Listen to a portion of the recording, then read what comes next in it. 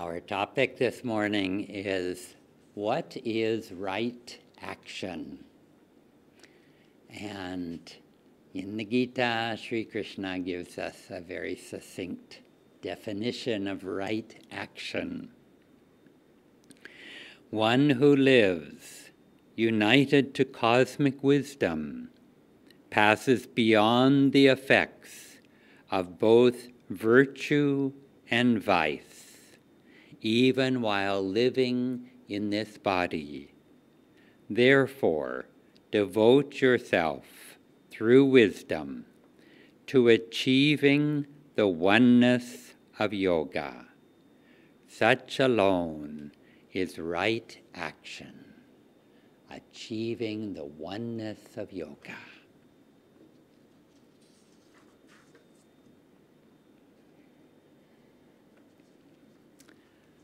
Also, elsewhere in the Mahabharata, Vedvyasa tells us, Yato Dharma Tato Jaya.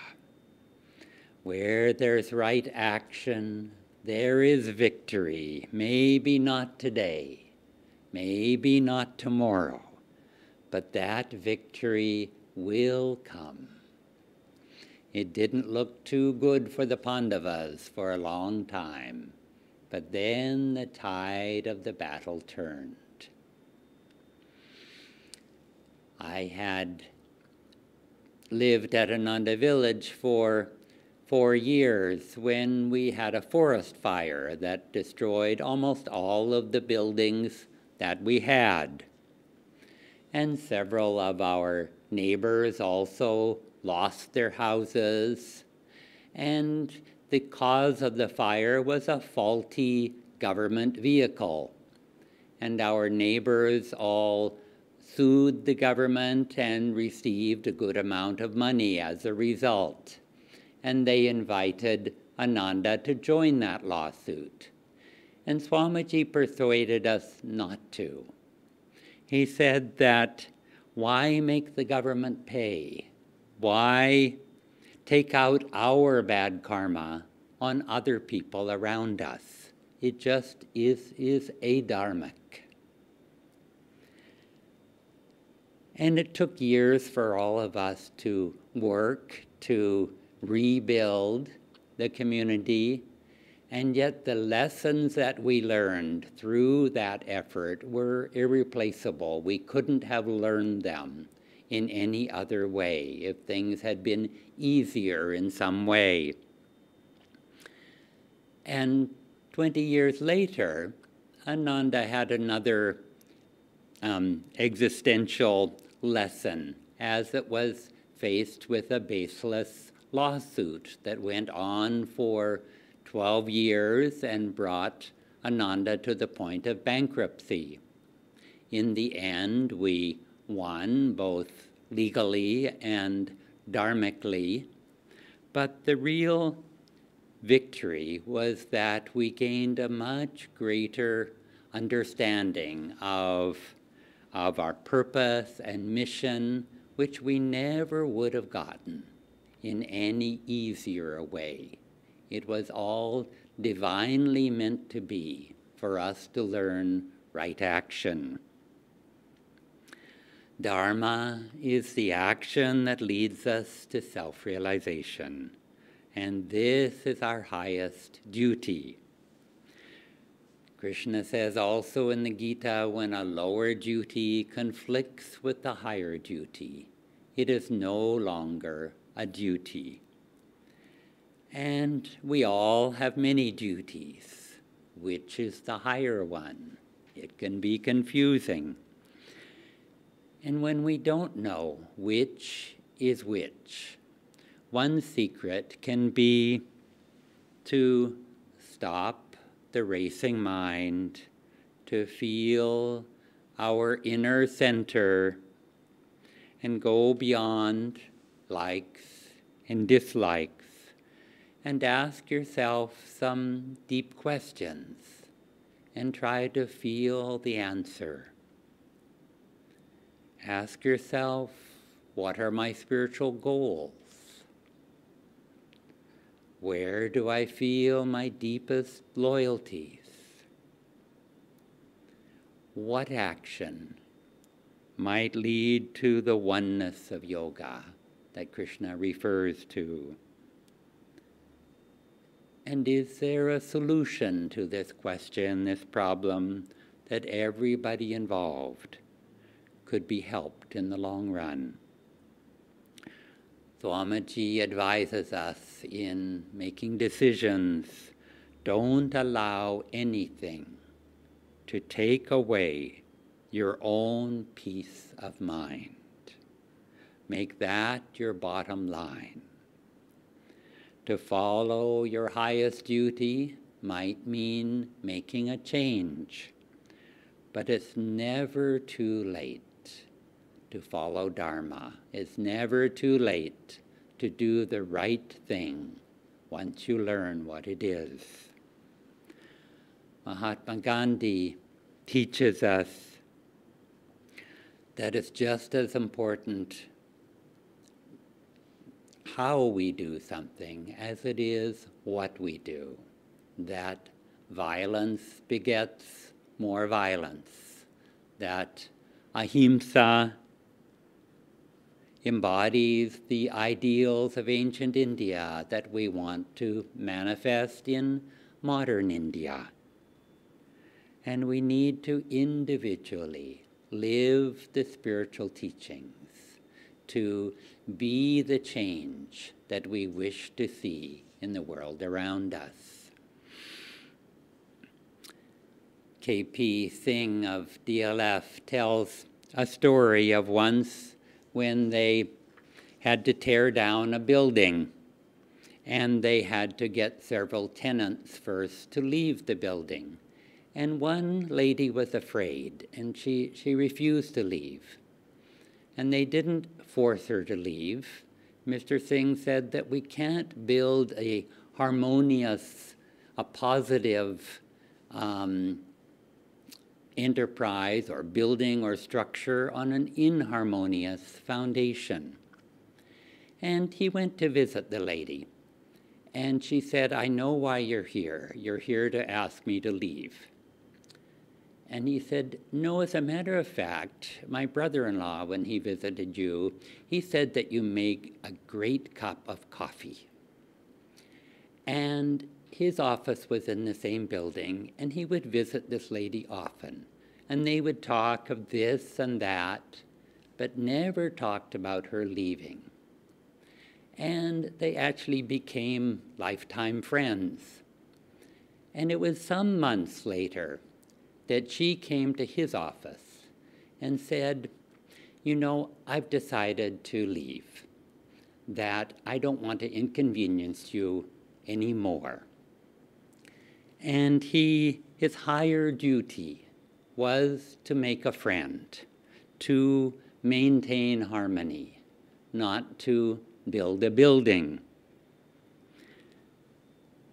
Sometimes we think there's a conflict when there really isn't a conflict. Guruji told Swami Kriyananda that his life was going to be one of intense activity and meditation. And for several years, Swamiji was torn between these two duties. He wanted to be a hermit in the Himalayas and meditate 12 hours a day and read spiritual books. He really thought that that was a higher path. And when we were starting the first Ananda retreat, at one point the money ran out. And Swamiji returned to living in the city and for many months worked very hard to earn all of the money that was needed. And each evening he would drive from one city to another, teaching meditation and yoga. And once he succeeded in raising all of this money, he realized that the gain wasn't the money, it wasn't the challenge overcome, that the real gain was spiritual. He said, I felt much stronger in myself than before. I came to understand we don't need to make a division between higher and lower duty if we do it all for God. When we look carefully at our choices, it may be that what is right in front of us is what we're meant to do. It may not be what we thought we wanted to do. But as long as it's a dharmic action, even more important than the act itself is our having the best attitude that we can. Swamiji grew more by driving between the cities than he did in the Himalayas, because he did it to serve God. This is what God was asking of him in that moment. And in order to serve thousands in the future at this retreat, he had to first do this tapasya. And we all gladly make a temporary sacrifice when we know that there's a long-term goal that is worth it. And everything in the world that we do is temporary. Our attitude, our intention, those are what stay with us and bring us to our final goal, that oneness in yoga, Krishna says. And in the Gita, Krishna gives us rule after rule of how to best live the spiritual life. But the end of the Gita, in the 18th chapter, Krishna throws away all those rules. And he says the highest rule of all is simply to love. If you can love completely, then don't worry about the rules. There's the story of a saintly young girl who was devoted to Krishna as her bridegroom. And she would take a garland, and like a bride, she would put it first on herself, and then she would put it on the murti of Krishna. And her father was angry seeing her being so disrespectful and putting the garland first on herself. But when there's purity of motive, purity of intention, those rules no longer matter. The more that we learn the flow of divine love, we can toss out that rule book. As Yogananda Ji tells us, attitude is everything. Thank you. Good morning. I'm going to start with the reading. Fourth chapter of the Gita. This is from Essence of the Bhagavad Gita, which was the Gita explained by Yogananda Ji as remembered by Swami Kriyananda. This is 4:17. The nature of action is difficult to know. To understand it, know the difference between right action, wrong action, and inaction. I'm not going to read it all, but some excerpts. One can act with great energy, working himself to exhaustion, and yet accomplish nothing. For example, by pushing strenuously on both sides of a door. Right action, spiritually speaking, is action with that attitude which leads to soul freedom. It also can be relatively right if it is relatively right action, if it is self-improving. For example, wholesome physical exercise, efforts to develop concentration and willpower, to acquire clarity of thought, to develop calm upliftment and expansion of feeling. All these are right action, for they help to prepare the troops for the great battle of Kurukshetra. Wrong action is anything that nourishes the ego, whether by contracting it in selfishness or by inflating it with pride. Clearly, in the relativity of things, there can be a mixture of right and wrong action, developing one's physical strength, for example, to prepare the body and make it fit for God realization. If, however, the mind has not been prepared by right understanding, one may become proud of his physical strength. In this case, right action can be diminished in its good effects or even nullified by wrong action. Most activity in this world consists in one way or another of a mixture. Therefore, spiritual development, which ought to be simple, usually becomes complex and difficult. And I think a little bit along those lines is how can we keep it from being so complex and difficult is what I wanted to talk about this morning. And you know, maybe things are a balance. When Keshava was talking about how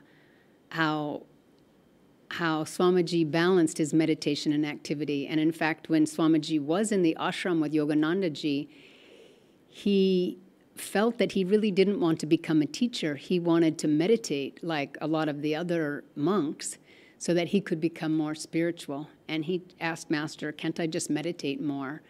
And Master said, no. Your life is going to be one of intense activity for God and meditation. So many of us who are meditators, sometimes that balance needs to be struck also. How much do I meditate? How much do I serve? Or how much activity do I do? And we can think of, you know, the acrobatics in Cirque du Soleil or at a circus. You may see people on a high wire, on a tightrope, and lots of times they have this pole, this long pole, and you know they're just trying to balance the pole so that they can walk on the tightrope. And when you think like meditation is on one side of the pole and activity is on the other side of the pole, it's just like, what's right for me today to do correct action might actually be different tomorrow. And so in meditation, it's that we need to sort of receive that intuition and that guidance and what to do about it. So as Keshava was saying also, you know, which activities should we do and how do we know when it is right action? And attitude is everything. You know, if we do it from our center and we do it from, you know, that feeling of uplifted energy and awareness. And Yogananda said, gaze up at the spiritual eye all the time. If we can always sort of come back to center, then we can be pretty sure we're going to be acting calmly and being actively calm together. And if you think of maybe a tennis player, I took lessons when I was young, tennis. You know, you sort of stand in the middle of the court, and if the ball comes to the right, you can reach it from the right or to the left or from behind, or if you need to run to the net, but you would always come back to center.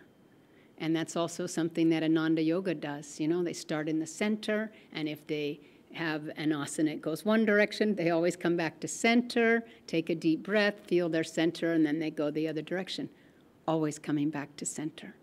So that certainly is one way to know that if we're in our center, we're much more apt to be able to have our energy flowing upward and to feel that guidance. What should I do now? And of course, right attitude is everything. And we know for right action that one of the key attitudes is that I am not the one doing this action. This is God doing this action. When thy song flows through me, my Lord. You know, we want God to be flowing through us. And we know this. I mean, we know this. We've been on the spiritual path. We know that we want God to flow through us and purify all of our actions. But do we remember throughout the day? Do we remember in every action? Maybe not. And so one of the ways that we can try to remember is think of the very practical ways that Yogananda gave us the qualities of the divine or the 8 experiences of superconsciousness. We can always see, am I acting in one of those divine qualities? am I within this action in my family at home all the time now when we're at family at home? Am I in my peace? Am I sharing peace with others? Or am I being inharmonious? You know, we can act, am I being peaceful? Do I have energy? You know, energy, or another name, power, a divine quality. Am I exuding energy? Or am I just, you know, just laying around watching too much TV? So am I exuding light to my loved ones, to my friends? Am I being a channel of divine light to others? And we may not certainly be able to be all 8 at the same time, and there may be very bad days when we can only maybe be one of them. You know, at least I can be, well, hopefully we can be peaceful. We may not be able to be energetic, peaceful, wise, and calm all at the same time, but maybe we can have energy. Maybe we can just do some energization exercises and be an example and a channel of energy. So I think that's one way that we can remember God is flowing through me as I let this quality of peace flow through me. And then another attitude for making sure that it's right action is to not desire the fruits of the action and to not be attached and to offer the fruits of our action to God. And in everything we do, just offer it back to Him. And, you know, this is something we talk about often enough in our classes, but just at night before going to sleep, if you just build a bonfire in your consciousness and offer your desires, offer your attachments, offer the day's activities. You know, I did my best to think of you, but whatever I did, I offer it back to you. Try to untie that knot that keeps us tied to the ego. And just, I'm offering this back to you. All that I have, all that I desire, all that I'm attached to. You know, I'm putting it in this purifying flame, this yagya, this inner yagya. And that yagya is so important. And what do? We do that inner yagya every day when we practice Kriya Yoga, when we practice meditation. And that's something else that Krishna said, that inner yagya is more important than the outer ritual.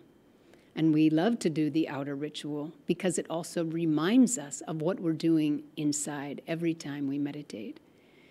Because when we do Kriya and when we meditate, we are offering our breath up. We are offering our energy up. And just the act of offering that energy in our spine, in our center, we're already loosening those seeds of desire and seeds of attachment that reside within our subconscious, reside within our aura, our astral body. So meditation is such an important piece of it because it loosens those up and allows us to offer it at night. It allows us to offer it with every Kriya breath. That attachment, how can we do right action? We can't be attached. Loosen it up in meditation, offer it back. And all the karma that's residing in our chakras in any case is just energy that needs to be purified and transmuted. Or it's an action that needs to be, a desire that needs to be filled outwardly. So one or the other. So if we can dissolve it in wisdom, if we can dissolve it in meditation, it'll go a lot more quickly. You know, we'll be in divine presence, in freedom much more quickly.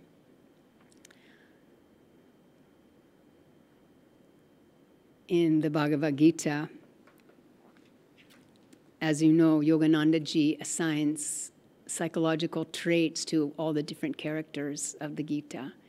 And he assigns the character of Bhishma. He says that Bhishma is the ego. And Bhishma is on the side of Duryodhana, who is king material desire. So Bhishma, the ego, is supporting our desires. You know, the desires and the ego sort of keep each other bound in this material world. Through those desires, my ego takes action and wants to fulfill them. And so near the end, and Arjuna is, of course, the soul. Psychological, you know, the example of the soul. And the soul's longing to be one with God. He chooses Krishna. as his charioteer. I want God to guide my activity. I want God to guide me in every moment. And God has already told me I have to act in this world. Inaction is not possible. I still have to breathe. I still have to eat. I still have to walk around. So inaction is not possible, even though Arjuna had said, why do I have to act? Krishna says, you must act. Inaction really isn't possible unless you're already in ecstasy, unless you're already in nirvikalpa samadhi, one with God. So for those of us who are not, inaction is not possible. So then our choice becomes right action or wrong action. And so this battle is between ego and soul. And ego trying to hold up Maya in terms of desires and attachments. And here's the soul longing to be one with God. And so that is the battle. And at the end of the battle, Bhishma is laying on the field, riddled with arrows. But he's not dead yet because he's been given the boon that he can only die when he chooses to die. And that's the same for the ego. You cannot just strip the ego of its power. Eventually, the ego has to surrender itself, give itself up. And so, if right action is anything that sublimates the ego, that diminishes the ego, then offering our desires and our attachments through this fire ceremony, inner fire ceremony, every night is one of the best ways to do it. And right action is everything that we can do to just ask the ego, surrender yourself now into God's love, into God's light. And the Guru will help you do it. He is one with God. His consciousness is one with God. Ask him to help guide your meditation practice. Ask him to give you the courage to surrender your little self that may be afraid, it may be feeling emotional, it may be feeling fearful.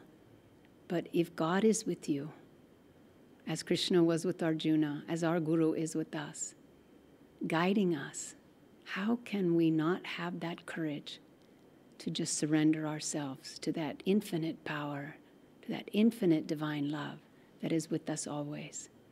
And that self-surrender of the ego, that's right action. That's what we want to do. God bless you.